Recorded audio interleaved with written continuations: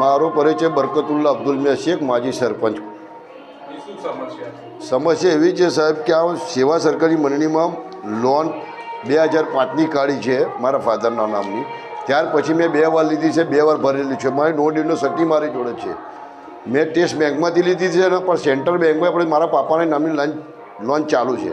મારા પપ્પા મરી ગયા અને અત્યારે મારા નામની નોટિસ કાઢી છે અને કે આ પૈસા ભરવા જ પડશે।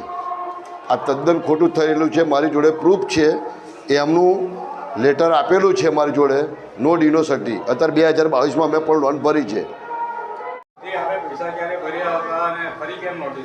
હા એ સાહેબ 2022માં અમે પૈસા ભરી દીધા છે અને ફરી નોટિસ આવી છે 2005ની। 2005માં સાહેબ સરકારે 2007માં માફ કરી હતી એ લોન, અત્યારે મને ભરાવવા માટે નોટિસ કરે છે। બિલકુલ ખોટું। ને આવા તો કેટલા અન્ય કેસ છે કે 2005માં લોન માફ થયા પછી ભર્યા, લોકોના જોડે પૈસા ભરાયા છે, એ અધ્ધર પૈસા ખાઈ ગયા છે। એ પણ મારી જોડે પ્રૂફ છે સાહેબ। આ ચેરમેન મદનલાલ। મેં સેન્ટ્રલ બેંકમાંથી બી લીધી, મારી જોડે પ્રૂફ છે બધા સાહેબ। એવું તો છે જ નથી સાહેબ કે મારા ઘરના સિક્કા મારીને મેં બોજો હટાવ્યો છે મામલતદારમાંથી, એટલે એમના સિક્કાથી જ મેં બોજો હટાવેલો છે। અને અત્યારે મારા ઉપર 2,97,000નું મારા ઉપર નોટિસ આવી છે સેવા સરકારની મંડળીની।